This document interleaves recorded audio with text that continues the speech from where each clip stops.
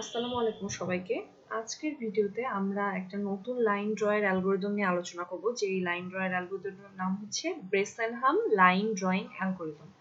তো যদি আমরা লাস্ট উইকের পড়াটা একটু রিক্যাপ করি তাহলে আমাদের মনে আছে যে আমরা ডিডিএ অ্যালগরিদম নিয়ে পড়াশোনা করছিলাম। ডিডিএ অ্যালগরিদমের বেসিক ইমপ্লিমেন্টেশন এবং সেটার অ্যালগরিদমটা কিভাবে কাজ করে এই জিনিসটা আমরা বুঝতে পারছিলাম।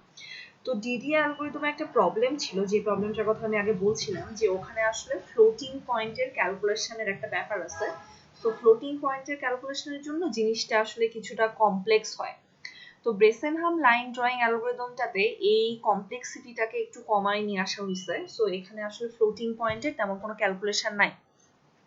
তাহলে আমরা এখন একটু চলে যাই যে কিভাবে ব্রেসেনহাম লাইন ড্রয়িং অ্যালগরিদমটা ইমপ্লিমেন্ট করা হয়।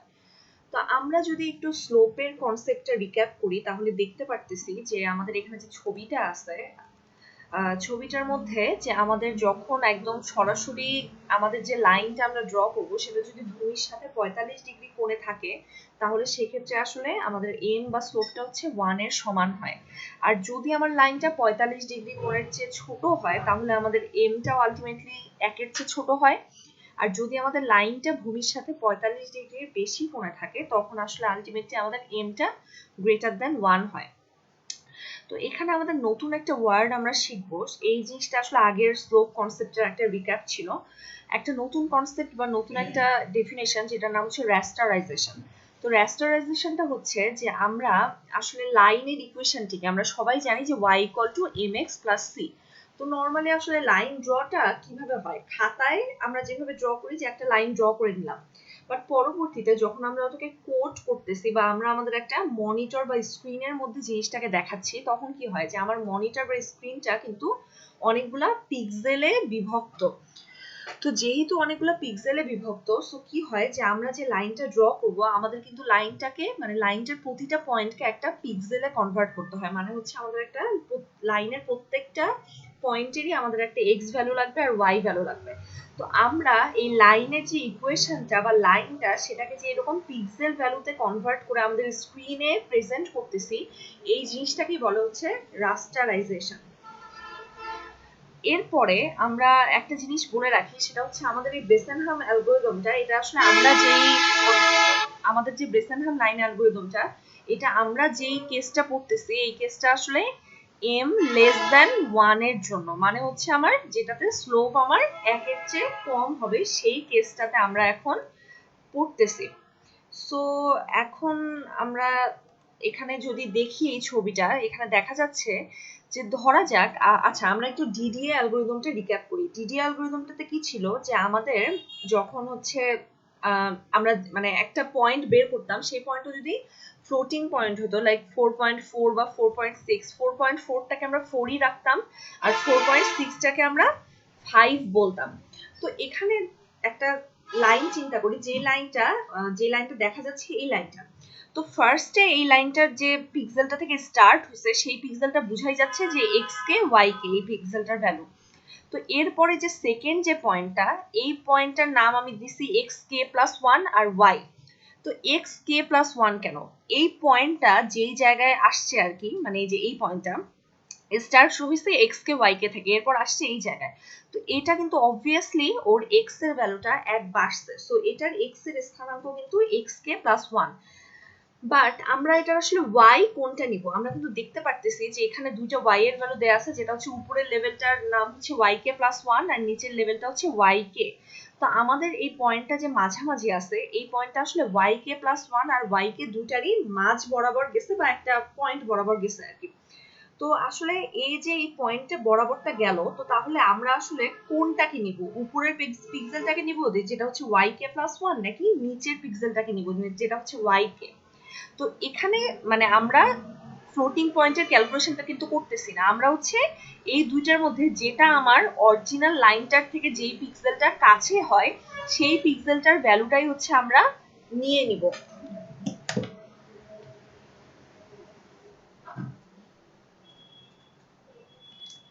সো তাহলে আমরা এখানে যদি দেখি যে আমার যে অরিজিনাল যে পয়েন্টটা মানে লাইনের উপরে যে পয়েন্টটা, সেই পয়েন্টটার নাম হচ্ছে মানে সেই পয়েন্টটার স্থানাঙ্ক হচ্ছে এক্স কে প্লাস 1 আর ওয়াই। আর উপরের মানে yk+1 এর সাথে ওই পয়েন্টটার যে ডিস্টেন্সটা মানে yk+1 থেকে ওই পয়েন্টটা যতটুকু দূরে আছে সেটাকে বলা হচ্ছে d2, আর yk থেকে ওই পয়েন্টটা যত দূরে আছে সেটাকে বলা হচ্ছে d1। তো এরপরে আমাদের তাহলে আমরা বুঝতেই পারতেছি যে যদি আমরা এই পিক্সেলটার কথা চিন্তা করি, এটাতে আসলে x নেক্সট যেটা মানে শুরু তো হয়েছিল x কে y কে থেকে, সো এরপরে যে x এর ভ্যালুটা হবে সেটা অবভিয়াসলি x কে থেকে 1 বাড়ছে বা পরের পিক্সেলে চলে গেছে, বাট y টার ভ্যালু নিয়ে আমরা আসলে শিওর না, আমরা বুঝতে পারতেছি না যে y এর ভ্যালুটা আসলে yk+1 হবে নাকি yk হবে। তো আমাদের আসলে ব্রেসেনহাম অ্যালগরিদমটা এভাবেই ডিজাইন করা যাতে হচ্ছে আমরা এরকম প্রত্যেকটা লাইনের জন্য এইরকম দুটা চয়েসের মধ্যে থেকে একটা চয়েস নিয়ে আমরা লাইনটা আঁকতে পারি।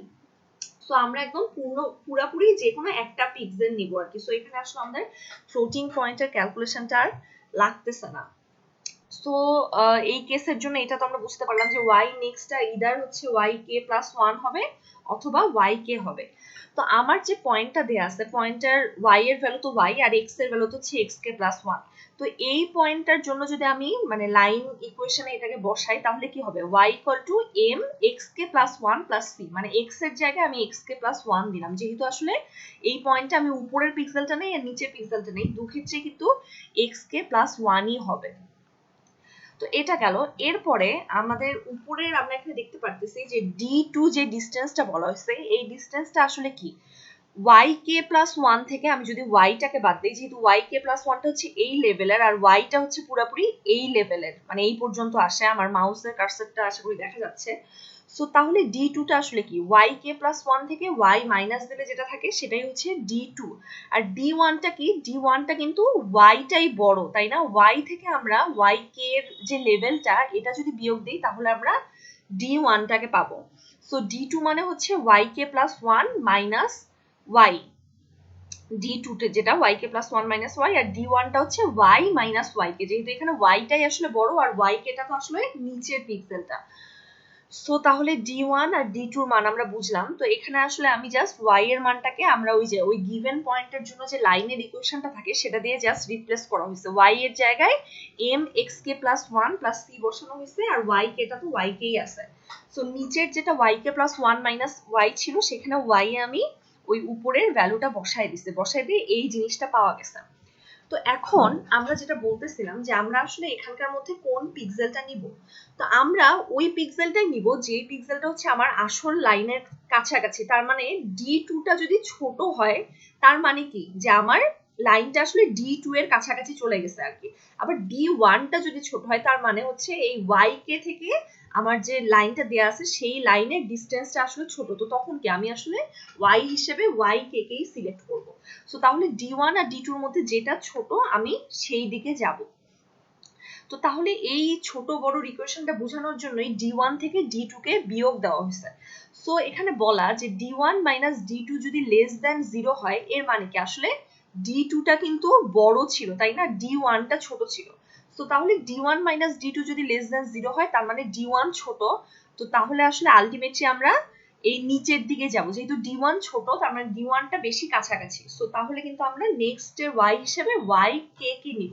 আবার যদি এটার উল্টা কেস হয় যে d1 মাইনাস d2 হচ্ছে গ্রেটার দেন 0 হয় তার মানে কি d1 টা আসলেই বড় ছিল। সো d1 টা বড় থাকলে কি আমরা d2 এর কেসটা নিব যে d2 টা ছোট ছিল, তার মানে উপরের পিক্সেলটা আমার লাইনটার বেশি কাছাকাছি। সো তখন কিন্তু আমরা উপরের পিক্সেলটাকে নিব, মানে yk+1 কে আমরা সিলেক্ট করব। সো আশা করি এই দুটো জিনিস বোঝা গেছে। তো এই যে আমি মাইনাস করে আসলে বুঝতে পারতেছি যে d1 বড় নাকি d2 বড়, সো এই জিনিসটাকে বলা হয় ডিসিশন প্যারামিটার। মানে হচ্ছে আমি কোন আমার যে দুটো পিক্সেল দেওয়া আছে দুটো পিক্সেলের মধ্যে আমি কোন পিক্সেলটাকে নিব সেটার উপর আমি ডিসিশন নিচ্ছি। সো এটাকে আসলে ডিসিশন প্যারামিটার বলে। তো এরপরে যা করা হয়েছে সেটা হচ্ছে d1 আর d2 ভ্যালু তো আমাদের বের করে রাখা ছিল, তো আমরা জাস্ট d1 মাইনাস d2 টা করছি, করে এখানে আসলে নরমাল ক্যালকুলেশন দেখলেই বোঝা যাবে যে ভ্যালুগুলো বসায় দিয়ে পরবর্তীতে একটা সিনক্রোনাইজ করে মানে যেগুলো কমন সেগুলো একদিকে নিয়ে একটা এই ফর্মুলাটা আনা হয়েছে যে 2m xk+1 minus 2yk plus 2c minus 1। তো এরপর ডিডিএ অ্যালগরিদমের সময় আমরা এই জিনিসটা হিসাব করছিলাম যে m equal to del y by del x। So তাহলে আমরা এখন m এর ভ্যালুটা যদি del y by del x বসাই আর দুপাশেই আমরা মানে ইকুয়েশনের দুপাশেই আমরা del x দিয়ে গুণ দেই, তাহলে কি হবে m এর মানটা এখানে যে আমি del y by del x বসাইছিলাম, সো দুদিকে যেহেতু আমি del x দিয়ে গুণ দিচ্ছি, এই পাশে del x টা থাকবেই আর এইদিকে del x কাটা যাবে আর বাকি del x টা পুরো সবগুলোর সাথে গুণ হয়ে যাবে। সো এই জিনিসটা বোঝা গেছে আই থিংক। জাস্ট দুই দিকে del x দিয়ে আর m এর মান হচ্ছে del y by del x বসায় কাটাকাটি করা। সো এটা আসলো। এরপরে তাহলে আমরা পরবর্তীতে এই জিনিসটাকে আসলে আমরা যেহেতু বললাম যে এই বিয়োগফলটা আসলে আমার ডিপেন্ড করে যে কোন জিনিসটা মানে ডিসিশন নেওয়াটা আমার এই বিয়োগফলের উপর ডিপেন্ড করতেছে। তো এটাকে একবারে পিকে ফর্মে লেখা যায়। সো পিকে মানে হচ্ছে ডিসিশন প্যারামিটার। তো ডিসিশন প্যারামিটারের ভ্যালুটা এইদিকে মানে প্লাস মাইনাস করে একটা ভ্যালুটা এই ভ্যালুটা আসছে। এরপরে দেখা যাক যে এই লাস্টের যে আমার তিনটা পয়েন্ট, এই তিনটা পয়েন্ট আসলে আলটিমেটলি কনস্ট্যান্ট। কারণ কি এই তিনটা যে এলিমেন্ট আছে এগুলাতে আসলে শুধু del x আর del y আছে। তো del x আর del y টা কি জন্য কনস্ট্যান্ট, সেটা হচ্ছে যে আমার লাইনটা তো আসলে ফিক্সড। সো লাইনটা আমি যেখানেই শুরু করি আর যেখানেই শেষ করি না কেন আমার del y আর del x এর মানটা কিন্তু একই আসবে। যেমন আমি যদি 1 থেকে মানে x এর ভ্যালু 1 থেকে শুরু করে 5 এ শেষ করলাম, তো তাহলে কি আমার del x 4 আসবে। আবার আমার x এর ভ্যালু আমি 5 থেকে শুরু করে 9 এ শেষ করলাম, সেখানেও কিন্তু আমার del x এর ভ্যালুটা 4ই আসতেছে। সো আলটিমেটলি del x আর del y এর যে ভ্যালুগুলা এগুলো কনস্ট্যান্ট থাকবে। সো সেই কারণে আমরা কনস্ট্যান্ট ভ্যালু লাস্টের এই তিনটে এলিমেন্ট বাদ দিয়ে পিক এর মানটা জাস্ট এটা লিখতে পারি যে 2 del y x কে মাইনাস 2 del x y কে। তো এটা তো গেল হচ্ছে আমার এই যে এই পিক্সেলটা আমি বের করার জন্য যে ডিসিশন প্যারামিটার নিছিলাম, মানে নেক্সটটা শুরু হয়েছিল আমার এখান থেকে তারপরেরটা। বাট আমাদেরকে আমরা যখন আসলে ব্রেসেনহাম লাইন অ্যালগরিদম দিয়ে একটা লাইন আঁকবো তখন প্রতিটা পিক্সেলেই আমাদেরকে এরকম একটা ডিসিশন নিতে হবে। সো এই ডিসিশন প্যারামিটারটা আসলে চলতেই থাকবে। তো সেই কারণে আমি যদি এখানে পিকের জন্য তো আমি বের করলাম মানে হচ্ছে কে নাম্বার পিক্সেলের জন্য আমার আসলে ডিসিশন প্যারামিটারটা কি হবে সেটা আমি বের করলাম।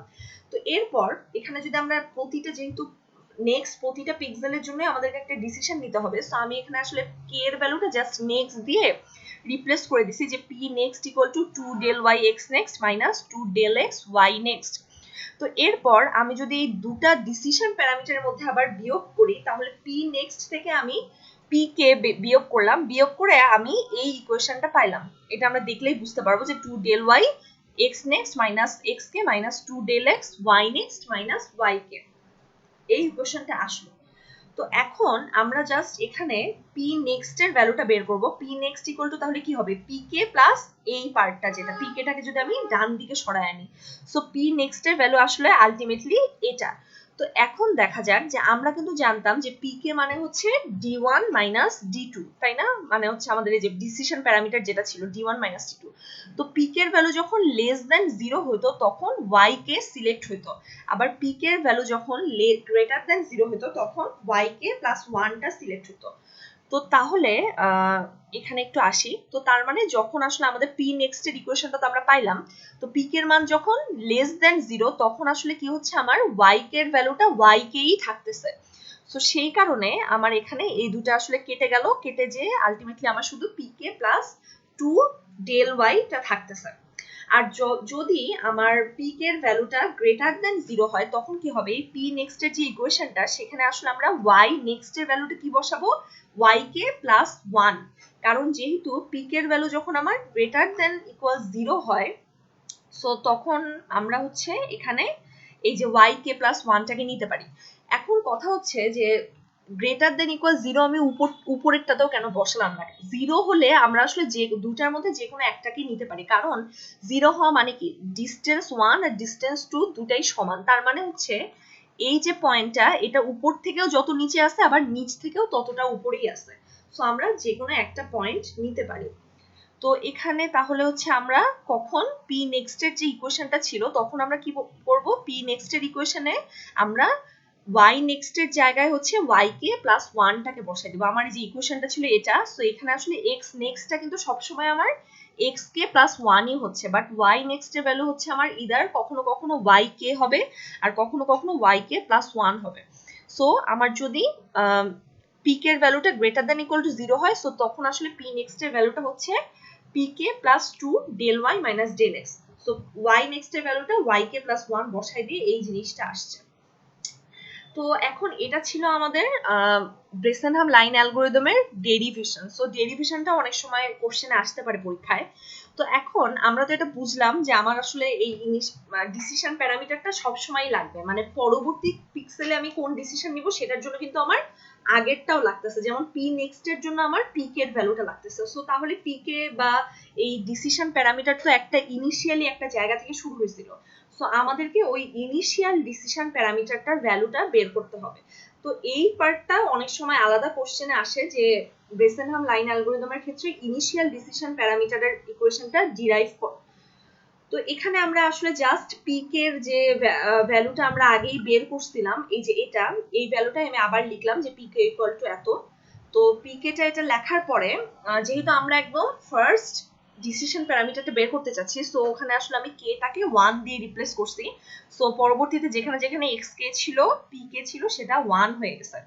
So p1 equal two 2 del x1 minus 2 del y1 এভাবে গেছে। এখন আমরা জানি এই ইকুয়েশন তো আমরা সবাই জানি। সো যে কোনো একটা পয়েন্ট x1 y1 এর জন্য y1 ইকুয়াল টু কি হবে, mx1 প্লাস c। সো এখান থেকে c এরও একটা ভ্যালু বের করে আনা যায়। তো এরপর আমরা কি করব, এই p1 এর যে ইকুয়েশনটা ছিল সেখানে c এর জায়গায় এই ভ্যালুটা জাস্ট বসায় দিব।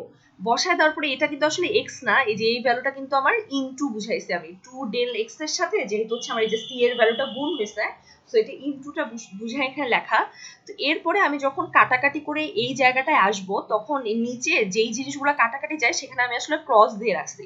যেমন 2 del xy1 minus 2 del x 2 del y x1 minus 2 del y x1। So এটা কাটা গেল, 2 del x1 xy1 আবার 2 del x y1। সো এই দুটো কাটা গেল। সো আলটিমেটলি আসলে আমার ফার্স্ট ডিসিশন প্যারামিটারে জাস্ট p1 ইকুয়াল টু হচ্ছে 2 del y minus del x। So এটা হচ্ছে আমার আলটিমেটলি ব্রেসেনহাম অ্যালগরিদমের ফার্স্ট ডিসিশন প্যারামিটারটা বের করার ফর্মুলা। তো এরপর আমরা আসলে যেই জিনিসগুলো এতক্ষণ দেখলাম সেটাকে একটু সামারাইজ করি, তাহলে আমাদের বুঝতে সুবিধা হবে। তো অ্যালগরিদম ব্রেসেনহাম যেহেতু হচ্ছে একটা লাইন ড্রয়িং অ্যালগরিদম, এখানে একটা ইনিশিয়াল পিক্সেল মানে ইনিশিয়াল একটা পয়েন্ট থাকবে আর একটা টার্মিনাল পয়েন্ট থাকবে। সো x1 y1 আর y2 x2 y2 এখানে প্যারামিটার হিসেবে যাচ্ছে। এরপর dx মানে হচ্ছে আমার x এর যে ব্যবধানটা, আর dy মানে হচ্ছে y এর যে ব্যবধানটা। সো এটা আমরা জানি যে dx মানে হচ্ছে x2 x1, dy মানে হচ্ছে y2 y1। আর আমরা দেখলাম যে ফার্স্টে যে ডিসিশন প্যারামিটারটা একদম প্রথম পয়েন্টটার জন্য সেটা কত, 2 del y del x। তো তাহলে আমরা প্রথম যে ডিসিশন প্যারামিটারটা এটা আমরা 2 del x del y করে বের করে নেব। এরপরে আমরা প্রত্যেকবার যে ভ্যালুটা বসাবো, মানে x দিয়ে কিন্তু আমরা x1 কে বুঝাই নিছি, তার মানে হচ্ছে ইনিশিয়াল যে পয়েন্টটা সেটা হচ্ছে x আর y। তো তাহলে যতক্ষণ না আমি পয়েন্টটা প্লট করতে করতে লাস্ট পয়েন্টে না যাচ্ছি, মানে x2 তে না যাচ্ছি, ততক্ষণ আমি কি করব, যে ফার্স্ট পয়েন্টটা আছে সেই পয়েন্টটাকে প্লট করলাম। তো এখানে কিন্তু আমি আলটিমেটলি x1 আর y1 কে প্লট করলাম। আর আমাদের এই যে ব্রেসেনহাম অ্যালগরিদমে কি হয়, আমি যেই পিক্সেলটাই চুজ করি না কেন প্রত্যেকবারে কিন্তু আমার x এর ভ্যালুটা বাড়ে, যেহেতু এখানে আমি m less than 1 এর কেসগুলোর জন্য হিসাব করতেছি। সো তাহলে আলটিমেটলি আমার x টা সবসময় বাড়বে। আর যদি আমার ডিসিশন প্যারামিটারটা 0 এর চেয়ে ছোট হয় তাহলে কি করব, এই যে এটা ডিসিশন প্যারামিটার মানে কিন্তু d1 d2। So d1 d2 ছোট হলে আমরা ওই যে y কে টা সিলেক্ট করতাম, আর y কে সিলেক্ট করলে আমার আলটিমেটলি সূত্র আসছিল হচ্ছে এই যে এটা pk plus 2 del y। আর যদি আমরা yk plus 1 সিলেক্ট করি তখন সূত্র হচ্ছে pk plus 2 del y minus del x। So এটাই আসলে এখানে লেখা যে যদি আমার লেস দ্যান 0 হয় p equal to p plus 2 del y, আর না হলে হচ্ছে তখন কিন্তু আমার y টা y ই থাকে। আর যদি হচ্ছে আমার সেটা না হয় তখন আমার p হচ্ছে p plus 2 del y minus 2 del x, আর এখানে y এর ভ্যালুটা কিন্তু এক বেড়ে যায় বা y এর ভ্যালুটা নেক্সট হয়ে যায়। সো আলটিমেটলি এভাবেই আমার অ্যালগরিদমটা কাজ করে। তো নেক্সট যে ভিডিওটা সেখানে আমরা অ্যালগরিদমের একটা একদম বেসিক প্র্যাকটিক্যাল করে দেখব। এখানে জাস্ট আমাদের থিওরিটিক্যাল কনসেপ্টগুলো আমি দেখালাম। সো আশা করি সবাই বুঝতে পারছি আমরা। সো নেক্সট টিউটোরিয়ালে আবার দেখা হবে।